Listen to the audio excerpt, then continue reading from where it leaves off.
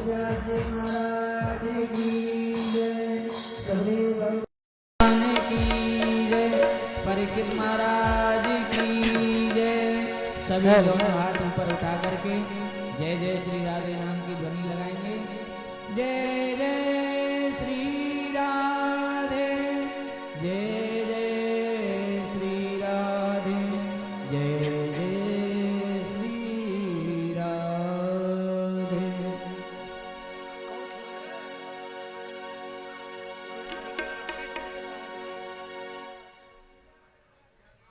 Hello माता जी, पास आ जाइए, पास आ जाइए तभी आएगी।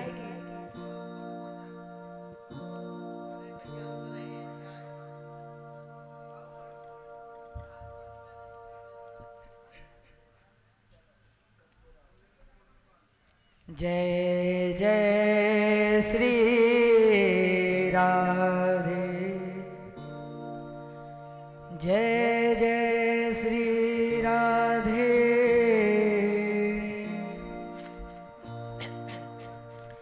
जय जय श्री राधे। अखंड मंडलाकारं व्याप्तमेन चराचरम् तत्पदं दर्शितं येन तस्मै श्री गुरुवे नमः। कृष्णाय वासुदेवाय हरये परमात्मने प्रणत क्लेशनाशाय गोविन्दाय नमो नमः। ब्रजे वसन्तं नवनीतचौरम् गोपाङ्गनानां चदकुलचौरम्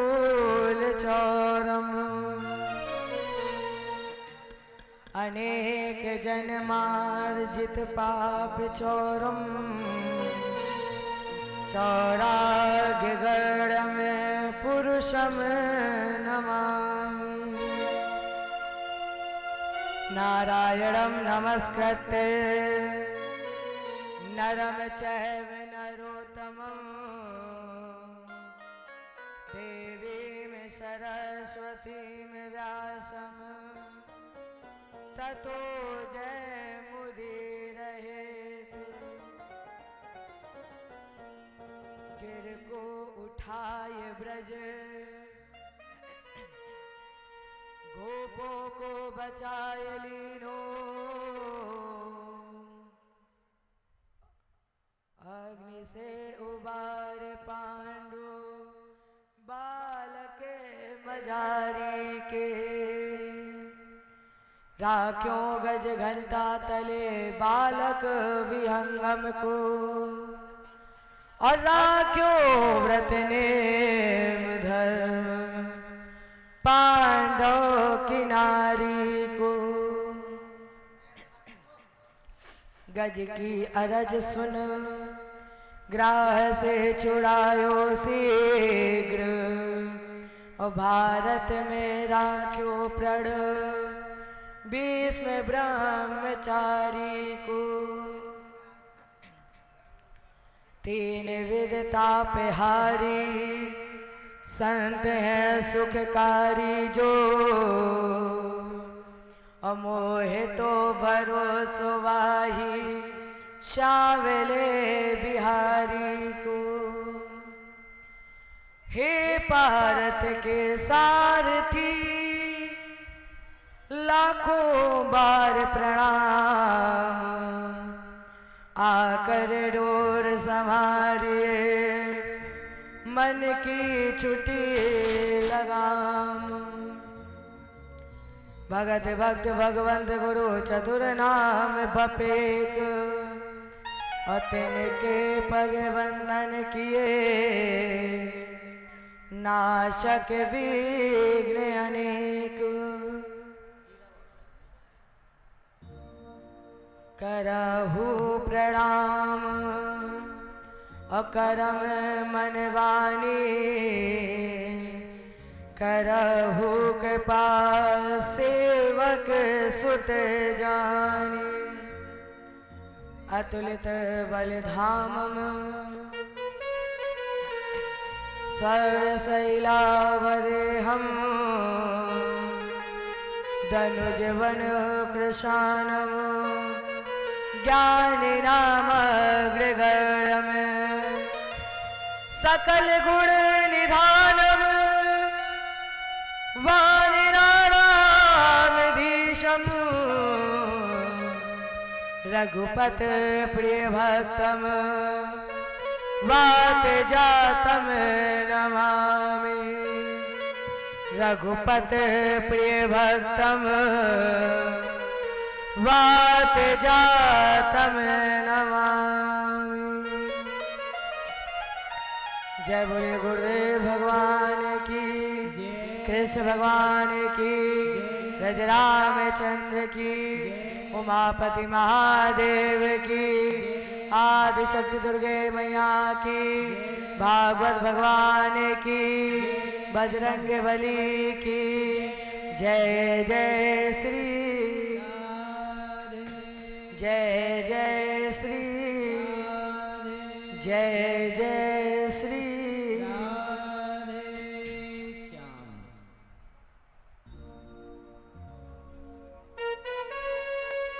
तुझे देख के दिल भरता ही नहीं,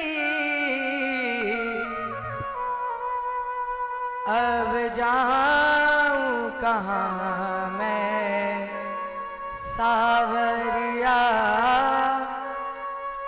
अब जाऊं कहाँ मैं सावरिया।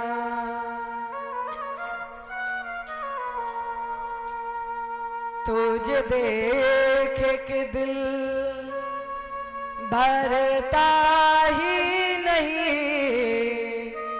अब जाऊं कहाँ मैं सावरिया, अब जाऊं कहाँ मैं सावरिया। तुझे देख के दिल भरता ही नहीं, तुझे देख के दिल भरता ही नहीं, अब जाऊं कहाँ मैं सावरिया, अब जाऊं कहाँ मैं सावरिया।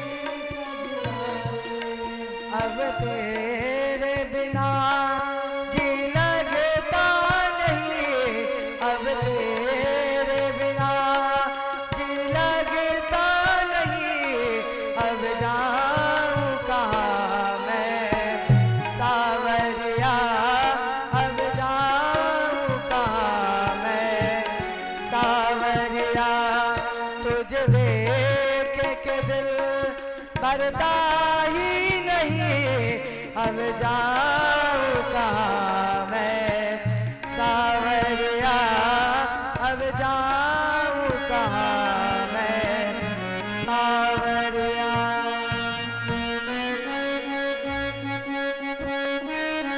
जय बोले कृष्ण भगवान की।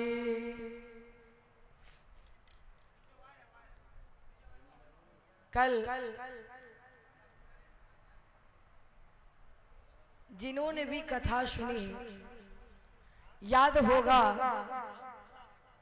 कल आपको संकेत दिया गया था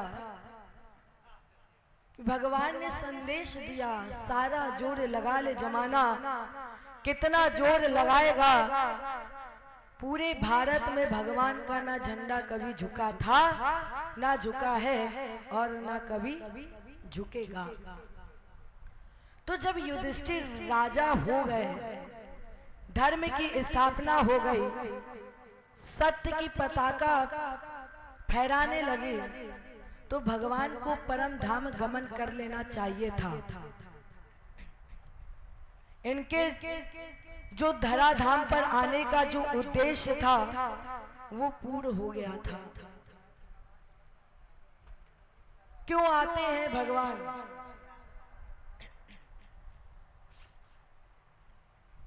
ये चर्चा हुई थी कि भगवान इस धराधाम पर क्यों आते हैं। जब जब हो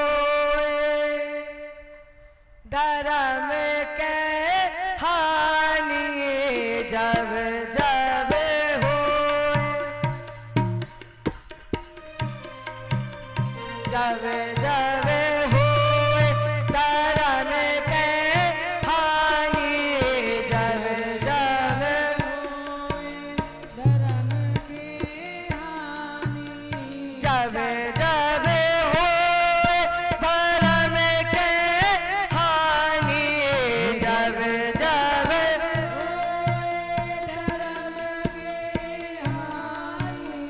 बारही असुर अधम अभिमानी, बारही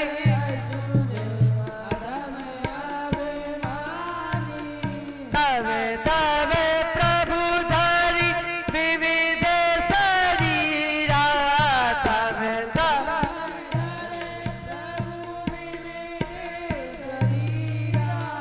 तब तब प्रभु धरि विविध शरीरा, हरहि के पाले दे, हरहि के पाले दे सजन पीरा, हरहि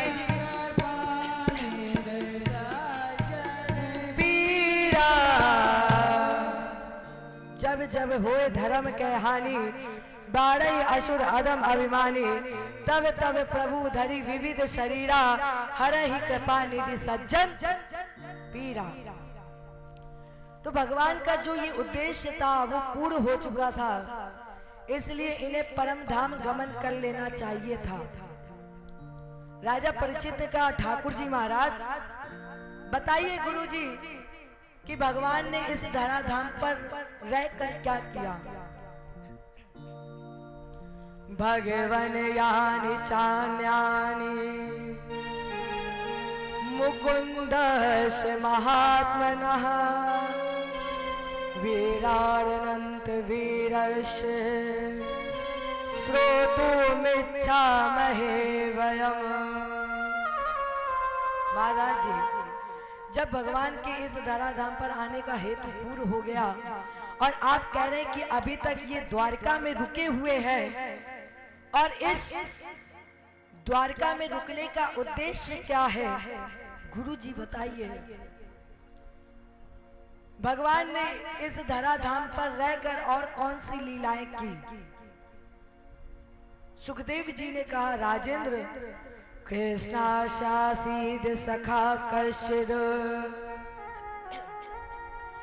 ब्राह्मणो ब्रह्मवित्तमः, विरक्त इन्द्रियार्थेषु प्रशांतात्मा जितेन्द्रियः कृष्णासीत सखा कृष्णाशासीत सखा कश्चिद।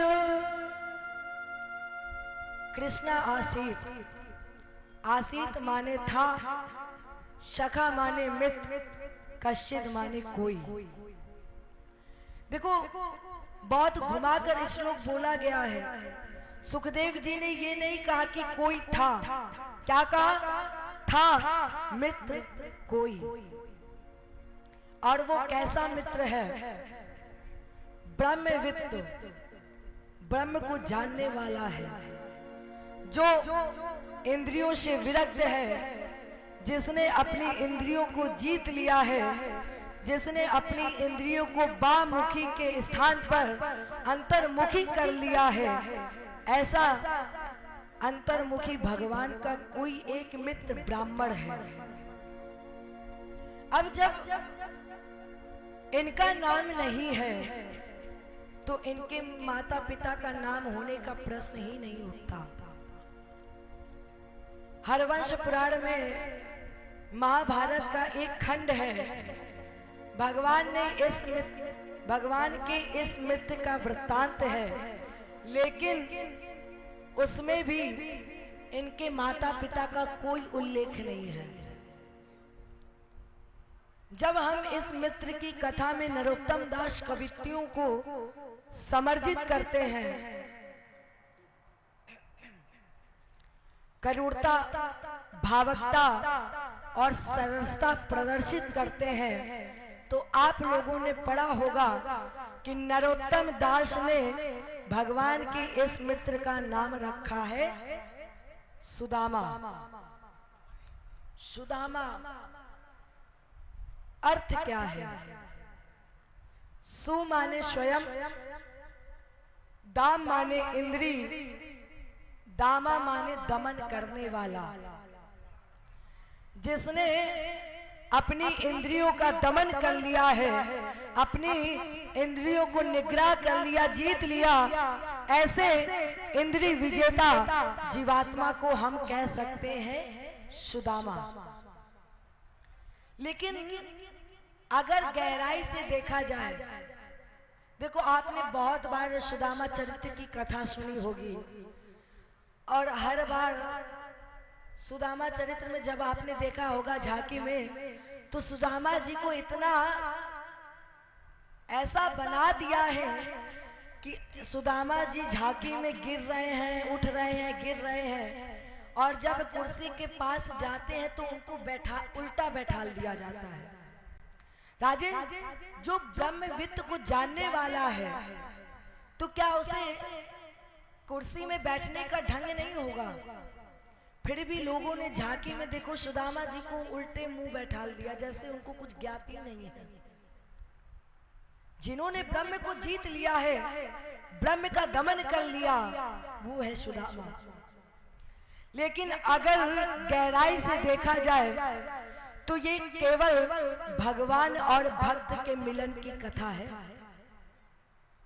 जीवात्मा और परमात्मा के मिलन की कथा। प्रथम अध्याय में जीवात्मा की व्याकृतता और अधीरता का वर्णन है। दूसरे अध्याय में जब भक्त भगवान से मिलता है तो मेरे भगवान की उदारता का वर्णन है। कृष्णास्यासीद सखा कश्चिद। देखो सुदामा कृष्ण की भक्ति करते करते सब कुछ कब लुटा बैठे, सुदामा को पता ही नहीं चला। यहाँ पर सुदामा को दरिद्र नहीं लिखा गया, फिर किसे लिखा गया दरिद्र? सुखदेव जी ने कहा, राजेंद्र पतिव्रता पति में प्राह। उस जीवात्मा रूपी सुदामा के जो सुदबुद्धि रूपी सुशीला अर्धांगिनी थी, उनके मन में दरिद्रता थी, क्योंकि ये अपने पति के माध्यम से परमात्मा से कुछ चाहती थी। इसलिए सुशीला को दरिद्र लिखा गया, सुदामा को दरिद्र नहीं लिखा गया। सुदामा तो भगवान की भक्ति में लीन थे। सुदामा तो ये जानते ही नहीं थे कि वो गरीब हैं। सुदामा जी कब जाने कि हम गरीब हो गए, जब सुशीला ने जिद की कि तुम कृष्ण से मिलने जाओ। सुदामा जी ने कहा कृष्ण मेरे मित्र हैं, मिलने जाऊं, लेकिन तुम्हारे पास तो भेंट के लिए 4 चावल भी नहीं है। तो सुशीला 4 मुट्ठी चावल लेके आई, लेकिन पृथक चंडुलान, जो चावल सुशीला लेकर आई थी वो चावल एक घर के नहीं थे, वो चावल अलग अलग घर के हुए, अलग अलग घर के थे। या चित्वा चतुरो मुष्टि में, 4 मुट्ठी चावल जो चावल सुशीला लेकर आई वो अलग अलग घर के।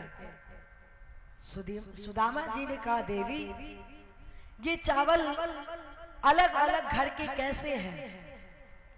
तब सुशीला ने कहा स्वामी आप अपने घर की तो बात छोड़िए, आज यहाँ पर पहली बार सुदामा जी ने जाना है कि वो गरीब है। सुशीला ने कहा स्वामी आप अपने घर की बात छोड़िए, अपने किसी भी नगर के घर में 4 मुट्ठी चावल नहीं है। ये जो 4 मुट्ठी चावल है ये अलग अलग घर के हैं। तब सुदामा जी को ज्ञात हुआ कि वो गरीब हैं। अब सुदामा जी को सुशीला ने जो अपनी साड़ी का एक टुकड़ा निकाल करके बांध दिया, चहल खंडे नितान बद्वा भद्रे पदाद पायनम। सुशीला ने जो 4 मुट्ठी चावल तो वो बगैर धुले हुए वस्त्र में बांधे। क्यों? सुशीला ने वस्त्र धोया क्यों नहीं? क्योंकि सुशीला के मन में विचार आया, सुशीला ने मन में सोचा अगर मैंने वस्त्र धुल करके भेज दिए तो मेरे कन्हैया ये सोचेंगे कि शायद देवी सुशीला के पास 2 वस्त्र हैं, और अगर बगैर धुले हुए वस्त्र में मैं भेजूंगी तो मेरे पति को याचना करने की जरूरत नहीं पड़ेगी। मेरे कन्हैया स्वयं जान जाएंगे कि मेरी भाभी सुशीला के पास केवल एक ही वस्त्र है। इसलिए सुशीला ने वस्त्र नहीं धुए। अब ध्यान देने की बात यह है, चावल कितनी मुट्ठी है? 4 मुट्ठी। चत्वान 4 मुट्ठी चावल है। अब प्रश्न ही सुशीला ने 4 मुट्ठी चावल ही क्यों भेजे? चावल नहीं है, चावल ये प्रतीक है। और चावल किस रंग का होता है? दौड़ करके भागे, सुदामा को गले से लगा लिया, ले गए। अब कन्हैया ने सुदामा को उसी आसन पर बैठाला जिस आसन पर बैठाला जिस आसन पर स्वयं कन्हैया बैठते थे। जैसे ही सुदामा जी को आसन पर बैठाला, पैर धुलने जा रहे थे, तब तक कन्हैया की दृष्टि सुदामा के चरण पर पड़ी। कन्हैया ने देखा कि सुदामा के चरण में ना जाने कितने कांटे लगे हुए हैं। तो आज कन्हैया ने सुदामा जी के चरण अपने ही अश्रु से धुले। क्यों? अगर कन्हैया ने सोचा मैं अगर गर्म पानी करने के लिए भेजता, जब कोई घायल हो तो उसको गर्म पानी से नमक डाल के सेक दो तो उससे आराम मिलती है। कन्हैया ने सोचा अगर मैंने भेजा इन्हें समय लगेगा तो मेरे मित्र को और कष्ट झेलना पड़ेगा। इसलिए भगवान कृष्ण ने स्वयं अपने अश्रु से ही चरण धुले, क्योंकि आंसू गर्म भी होते हैं और उन आंसुओं में नमक भी होता है। अब पैर धुल कौन रहा है, धुला कौन रहा है? पैर धुला रही हैं सुदामा जी और धुल रही हैं लक्ष्मी जी। भगवान ने राजसी वस्त्र पहनाए, भोजन कराया, और जब रात में सुदामा जी सो गए, रात में ही भगवान ने सारी व्यवस्था करा दी। दूसरे दिन जब सुदामा जी चले, भगवान बोले, सुदामा भाभी कछु हमको दियो। सुदामा जी ने कहा, मेरी समझ में पोटली भगवान ने देख ली, चमक गई।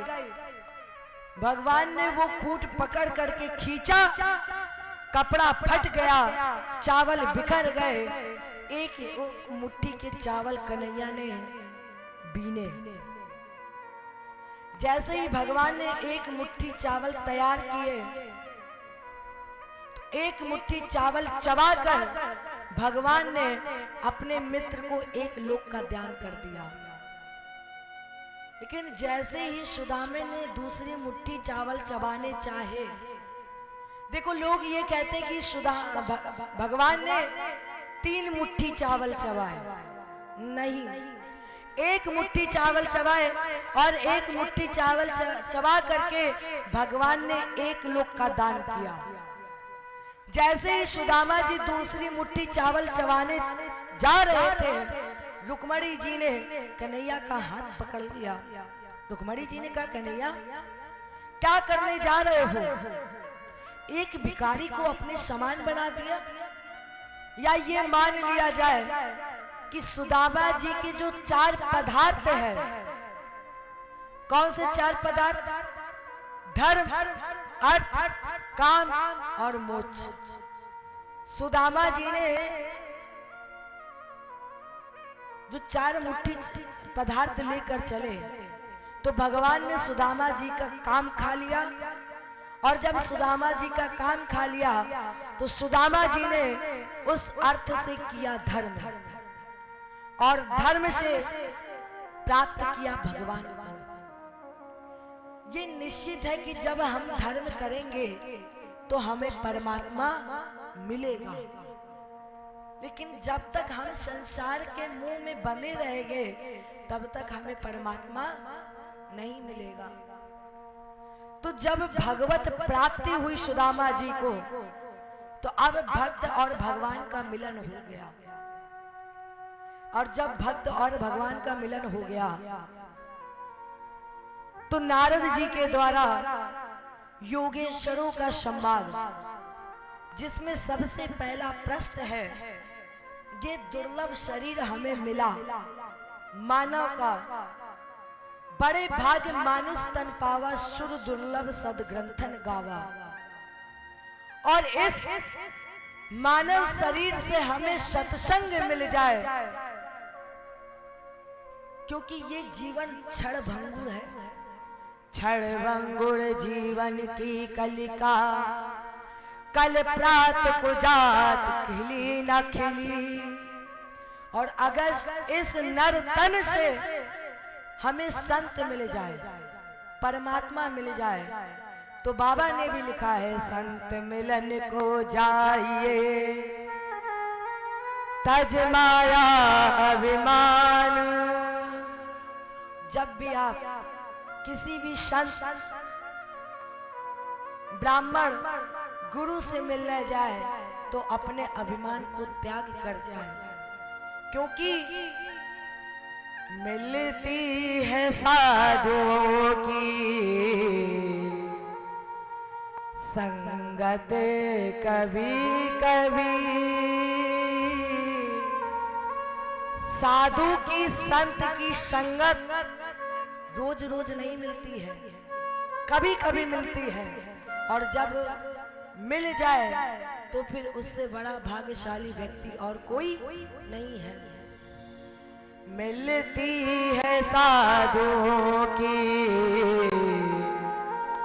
संगत कभी कभी, मिलती है साधुओं की संगत कभी कभी,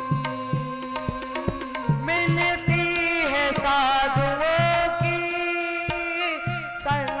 कभी कभी लाती है ऐसी मोड़ पे, लाती है ऐसी मोड़ पे किस्मत कभी कभी लाती है ऐसी मोड़ पे किस्मत कभी कभी।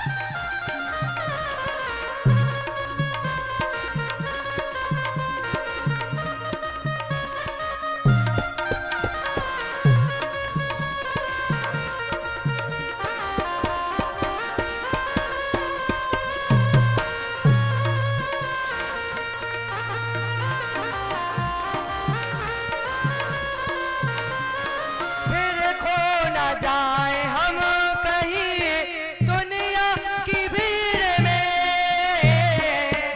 खो न जाए हम कभी दुनिया की भीड़ में, फिर खो न जाए हम कहीं दुनिया की भीड़ में। मिलती है जिंदगी में, मिलती है जिंदगी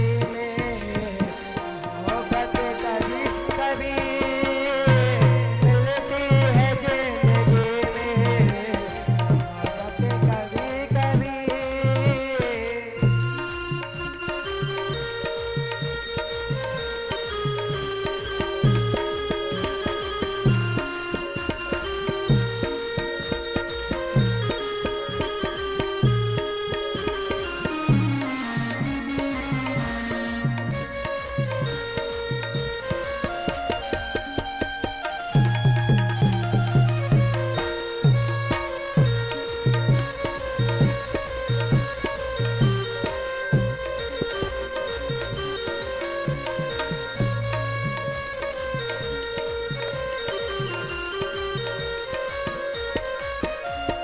लाती है ऐसी मोड़ पे, किस्मत कभी कभी लाती है ऐसे मोड़ पे किस्मत कभी कभी लाती ऐसे मोड़ पर किस्मत कभी कभी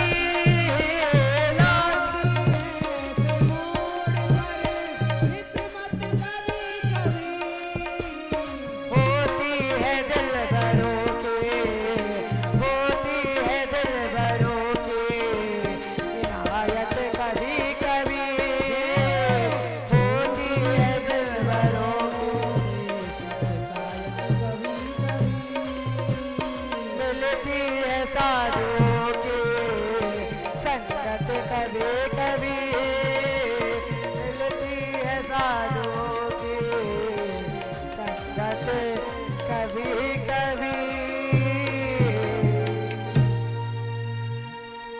तो महाराज जी, पहला प्रश्न कि मनुष्य तन मिला इस तन से हमें संत मिल जाए तो उससे बड़ा दुर्भाग्यशाली व्यक्ति और कोई नहीं। दूसरा, माया का स्वरूप क्या है?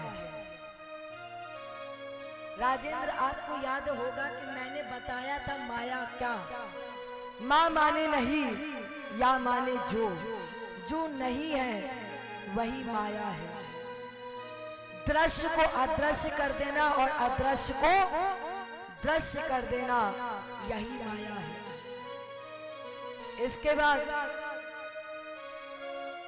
उद्धव जी के विशेष आग्रह पर वानप्रस्थ, संन्यास, ब्रह्मचर्य, गृहस्थ का वर्णन करते करते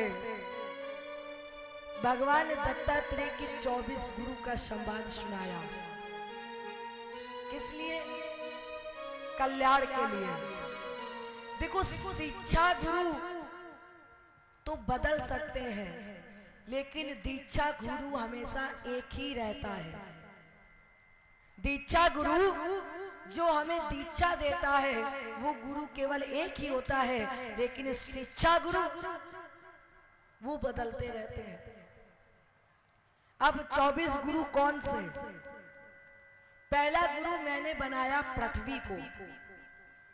पृथ्वी को गुरु बनाकर क्या शिक्षा मिली? जिस तरह पृथ्वी धैर्य धारण करती है, उसी तरह हमें और आपको भी धैर्य धारण करना चाहिए। दूसरा गुरु बनाया वायु, माने साधक। जिस तरह हवा पवित्र और अपवित्र दोनों होती है, जिस तरह हवा पवित्र और अपवित्र दोनों स्थानों पर पहुंचती है। हवा ना तो सुगंधी देती है, ना ही दुर्गंधी। हवा को ना तो सुगंधी से कोई मतलब होता है और ना ही दुर्गंधी से कोई मतलब होता है। इसी तरह संत को सब कुछ त्याग देना चाहिए। संत को भी सुगंधी और दुर्गंधी से कोई मतलब नहीं होना चाहिए। संत को भी सब कुछ त्याग देना चाहिए। तीसरा गुरु बनाया मैंने अजगर को। अजगर एक बार मुंह खोलकर लंबी श्वास लेता है और जो भोजन मुख में चला जाता है उसे ही उस दिन अपना भोजन मान लेता है।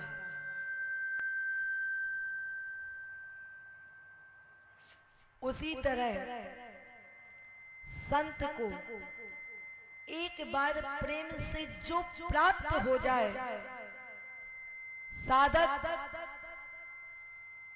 को जो भी मिल जाए उसे प्रारब्ध समझकर ग्रहण कर लेना चाहिए। चौथा गुरु बनाया मधुमक्खी को। जिस तरह मधुमक्खी जिस दिन छत्ता लगाती है, बड़ा परिश्रम करती है, छत्ता लगाकर लोग इंतजार करते हैं कि कब काली रात आए और उस छत्ते को तोड़ करके हम शहद ले जाए। उसी तरह संत को कभी भी संग्रह नहीं करना चाहिए। पांचवा गुरु बनाया लखेरी को।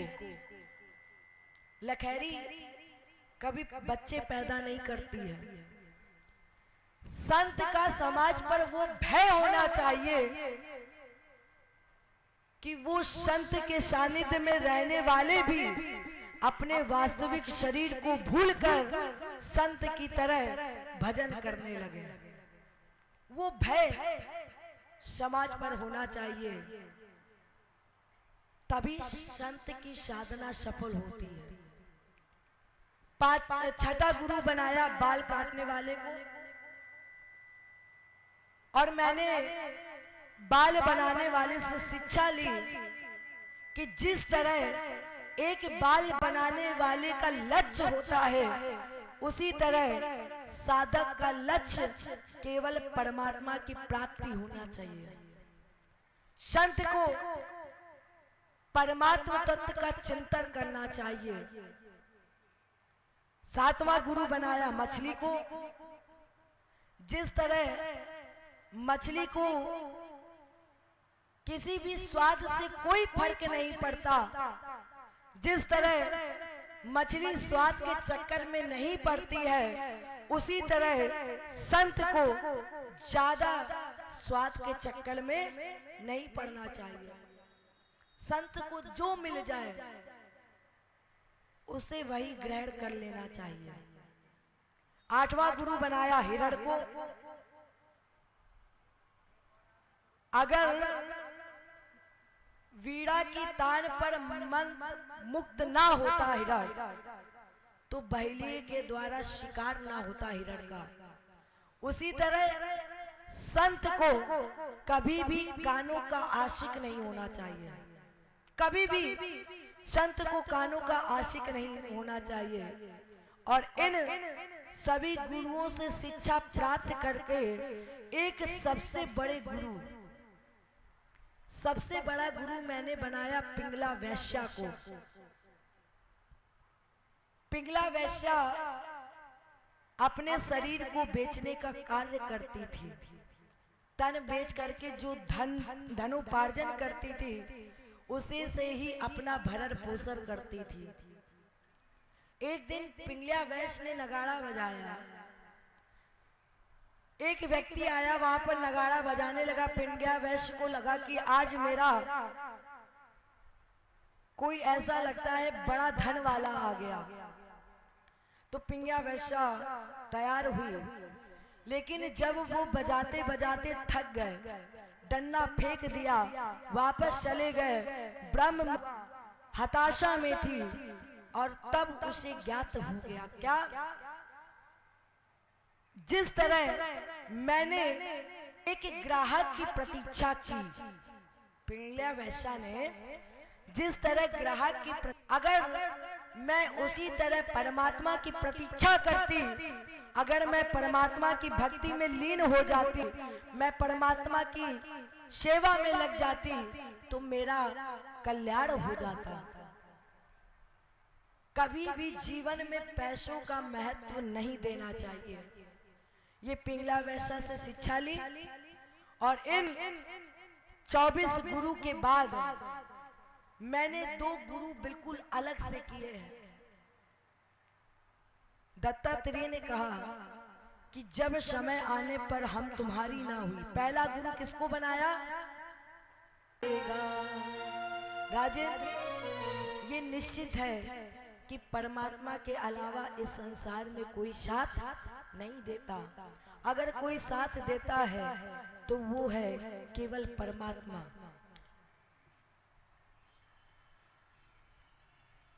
इसलिए कभी भी इस संसार में एक दूसरे के आश्रय पर मत रहिए।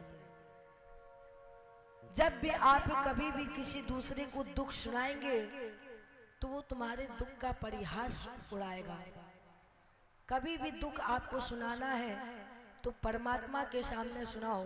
परमात्मा तुम्हारे दुख को सुनेगा भी, तुम्हारे दुख को दूर भी करेगा और तुम्हारे दुख का हरण भी परमात्मा करेगा।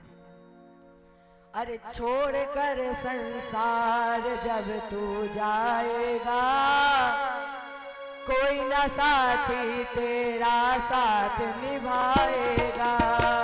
छोड़ कर संसार जब तू जाएगा, कोई न साथी तेरा साथ निभाएगा।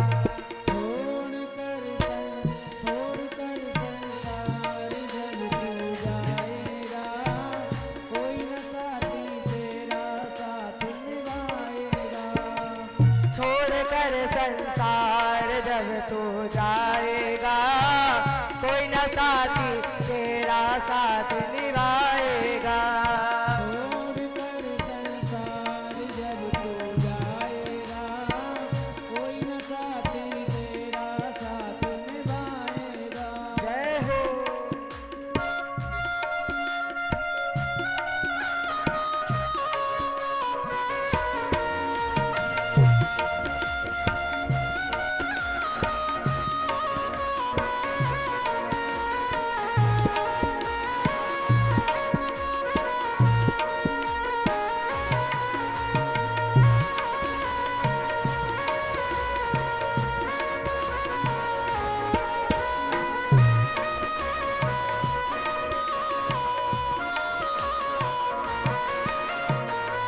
छोड़कर संसार जब तू जाएगा, कोई न साथी तेरा साथ निभाएगा।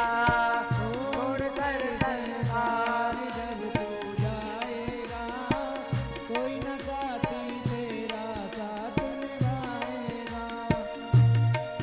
तूने प्रभु का भजन किया ना, सत्संग किया न दो घड़िया। तूने प्रभु का भजन किया ना, सत्संग किया न दो घड़िया। वो तन बेकार है जिस तन से हमने सत्संग ना किया। एक घड़ी दो घड़ी भले करो, लेकिन 24 घंटे में एक बार जरूर भगवत भजन करो। तूने प्रभु का भजन किया ना, सत्संग किया न दो घड़िया। तूने प्रभु का भजन किया ना, सत्संग किया न दो घड़िया। यमदूत लगा कर तुझको ले जाएंगे हथकड़िया। यमदूत लगा कर तुझको ले जाएंगे हथकड़िया। कौन छुड़वाएगा, कोई न साथी तेरा साथ निभाएगा। छोड़कर संसार जब तू जाएगा, कोई न साथी तेरा साथ निभाएगा। छोड़कर संसार जब तू जाएगा, कोई न साथी तेरा साथ निभाएगा।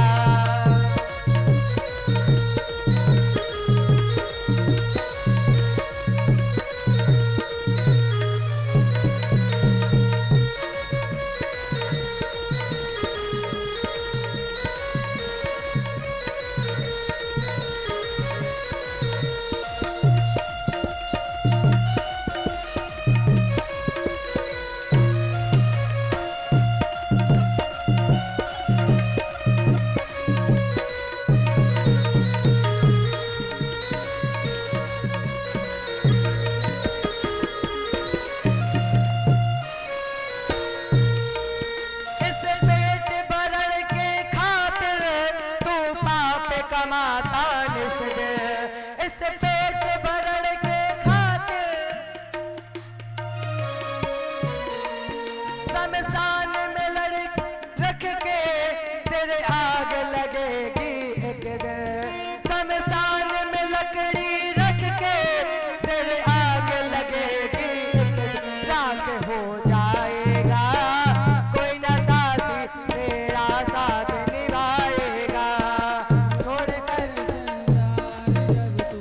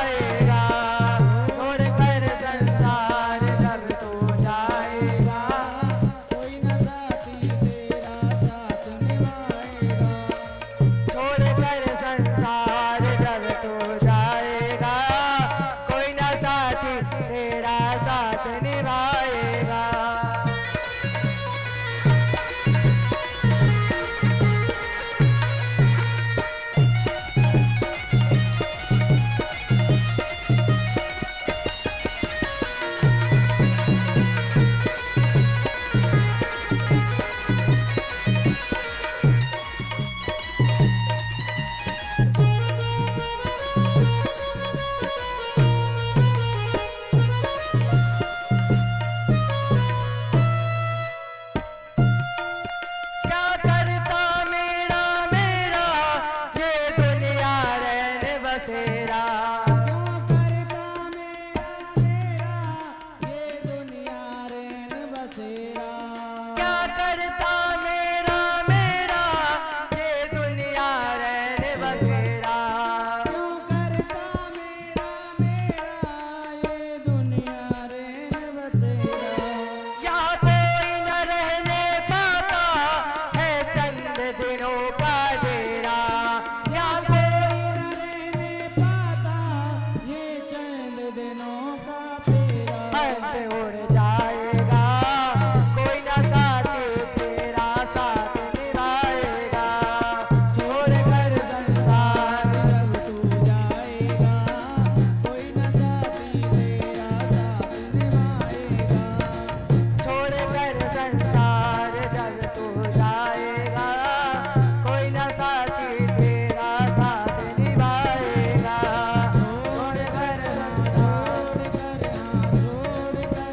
संसार जब तू जाएगा कोई न साथी तेरा साथ निभाएगा।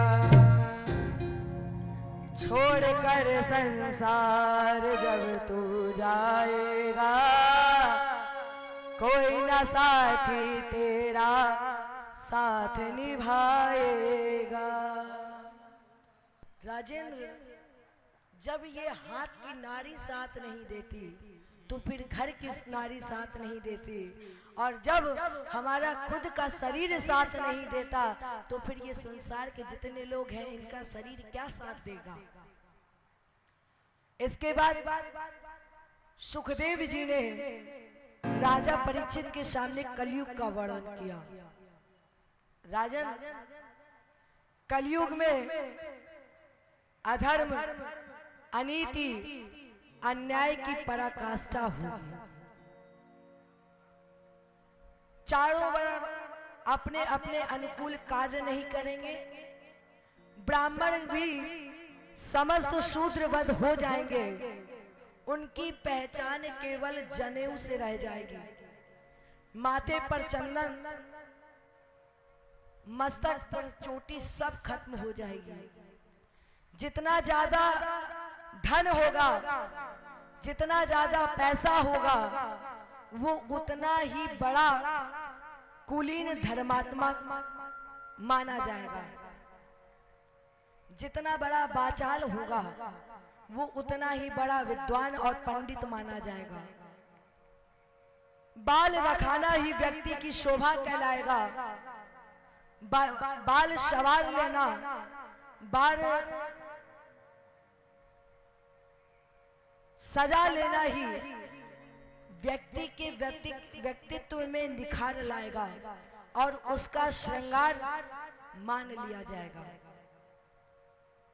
और मुझे ये कहने में कोई संकोच नहीं, कोई भय नहीं कि आज अगर सबसे ज्यादा बाल रख रहा है, सबसे ज्यादा, तो वो कथावाचक है। देखे होंगे आपने बड़े बड़े वक्ता लोग, देखो कितने लंबे लंबे बाल।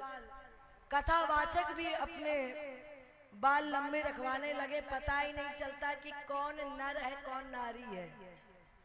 कानों में कुंडल पहनने लगे हैं। यही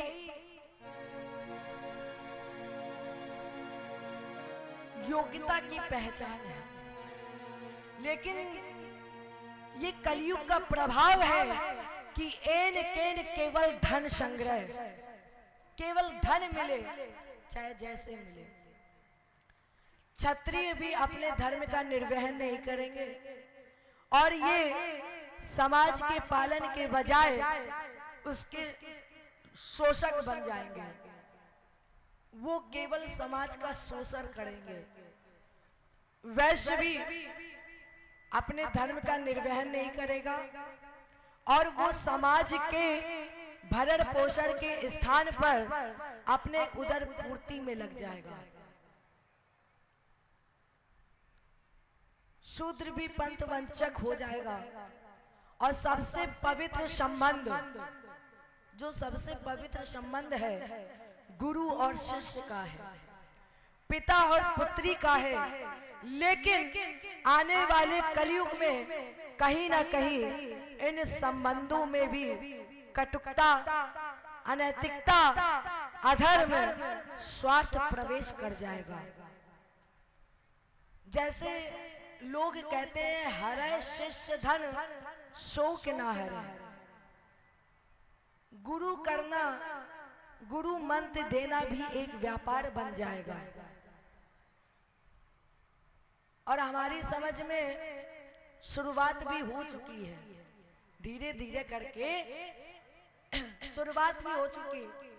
पहले मंत्र देते थे गुरु कान में, और अब मंत्र देते, देखो देखा होगा आपने, लाउड स्पीकर लगा के मंत्र, बड़े बड़े जितने भी लोग हैं वो माइक में ही मंत्र देना शुरू कर दिए हैं। लेकिन मंत्र हमेशा कान में दिया जाता है, दूसरे वाले को भी पता ना चले कि तुमने मंत्र लिया क्या है। तो गुरु करना, गुरु मंत्र देना भी एक व्यापार बन जाएगा। और जब चरमों उत्कर्ष पर, क्योंकि राजा लुटेरा होगा तो जाहिर सी बात है सारी प्रजा भी लुटेरी हो जाएगी। ग्रह कलह, ग्रह युद्ध जैसे हालात बन जाएंगे। और राजेंद्र, कलयुग की उम्र है 4,32,000 वर्ष। कलयुग की उम्र 4,32,000 वर्ष है, और अभी लगभग 5,200 वर्ष ही बीते हैं। कलयुग में मनुष्य की उम्र है 100 वर्ष। आने वाले समय में मनुष्य की उम्र हो जाएगी 20 से 30 वर्ष। भगवान का दशा अवतार संबल में होगा। कुंवारी कन्या के हाथ में, दाहिने हाथ में छाला पड़ेगा, और भगवान का अवतार उसी कल्कि के रूप में होगा। और जब भगवान का अवतार कल्कि के रूप में होगा, भगवान समस्त अधर्मी अन्याय का विनाश करेंगे, और विनाश करके धर्म की स्थापना, और धर्म की स्थापना के बाद यहीं से सतयुग प्रारंभ हो जाएगा। राजेंद्र, ये आपने भगवत चर्चा सुनी। इसके बाद राजा परीक्षित ने, सुखदेव जी ने राजा परीक्षित से कहा कि अब हमें विदा करो। लेकिन ये विदा हम आज नहीं कल करेंगे, क्योंकि अभी एक दिन और शेष है, और अगर आज विदा कर देंगे तो फिर कल, इसलिए हमारी और आपकी विदा होगी कल। सुखदेव जी ने राजा परीक्षित से प्रश्न किया, महाराज ये बताओ तुम कौन हो? राजा परीक्षित ने कहा कि मैं परीक्षित हूं। सुखदेव जी ने कहा इसका मतलब तुमने 7 दिन की मेहनत सब बेकार कर दी। अगर तुमने 7 दिन कथा ध्यान से सुनी होती तो तुम्हें पता होता कि तुम कौन हो। सुखदेव जी महाराज ने इस प्रश्न का बहुत अच्छा उत्तर दिया, और इस उत्तर को भी हम कल श्रवण करेंगे कि सुखदेव जी महाराज ने क्या कहा कि तुम कौन हो, कैसे पता लगाया कि परीक्षित क्या है। आइए एक बार प्यारा सा भजन गा दें। हमारे मन में बार बार चिंतन आ रहा है कि एक भजन होना चाहिए, क्योंकि हमारी और आपकी विदाई तो कल होगी। अब आज बचा है दिन, तो आज थोड़ा सोच रहे हैं कि आज आइए। मेरी विनती यही है राधा रानी, कृपा बरसाए रखना। अपने राधा रानी से कहें, राधा रानी इस जीवन में जो कृपा है वो ठाकुर जी राधा रानी कभी अपने से दूर मत करना। ठाकुर जी राधा जी, जो आपका सर, जो आपका हाथ मेरे सर पर रखा हुआ है, उस हाथ को कभी हटाना नहीं। एक बार एक भक्त जा रहा था, तो उस भक्त को खुद के पैर की परछाई तो दिखी, लेकिन आगे चलते हुए 2 पैर की परछाई और दिखी। तो रोज जब वो भक्त जाता था तो उसको 4 परछाई दिखती थी पैर की, 2 खुद की और 2 परमात्मा की।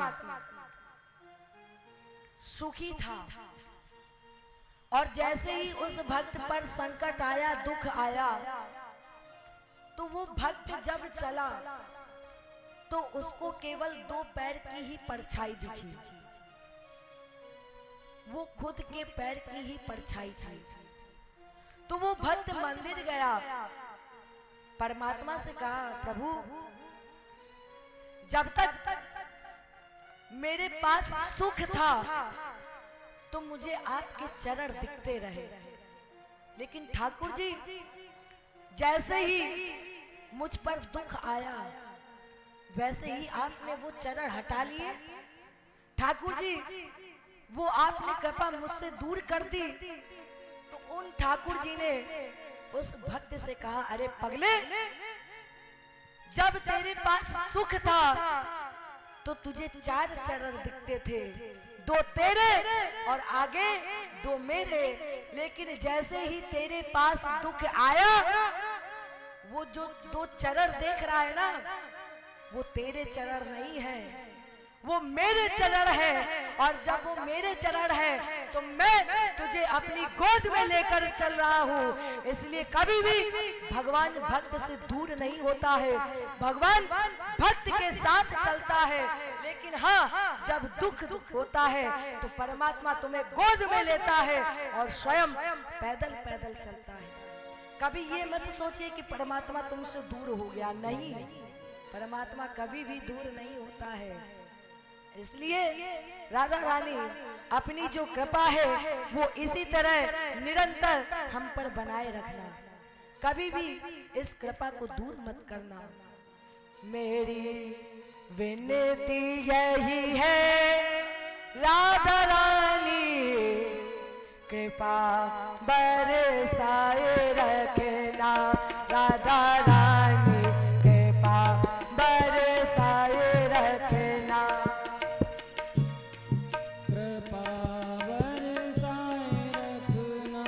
महारानी कृपा बरसाए रखना, राधा रानी कृपा बरसाए रखना। मैंने तुझको पुकारा ब्रज रानी, मैंने तुझको पुकारा ब्रज रानी, की जग से बचाए रखना,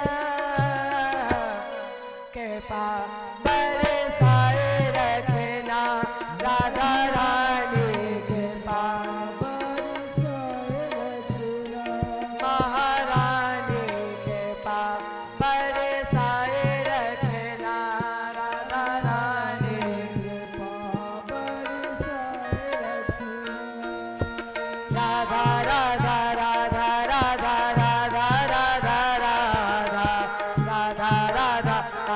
राधा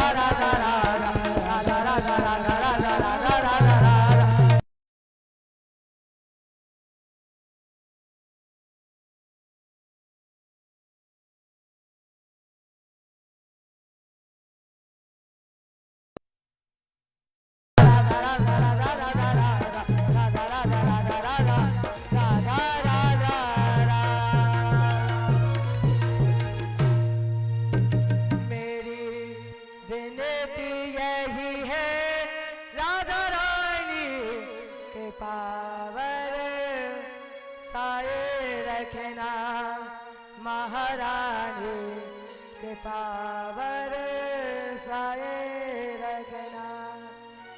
जय बोलिए राधा रानी सरकार की। कल की फिर वही बात कहेंगे, 6 दिन में थके नहीं। जय बोलिए राधा रानी सरकार की। बाबा जी 1 मिनट रुक जाइए, हम भी तो देखे कि इन भक्तों ने 6 दिनों में सीखा क्या है। जय बोलिए राधा रानी सरकार की। अब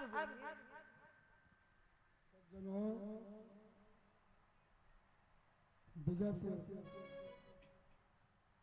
7 दिनों से हम लोग आज 8वां दिवस भी बहन सुश्री सुविधि के माध्यम से हम लोग सभी श्रीमद् भागवत कथा कलशास्त्र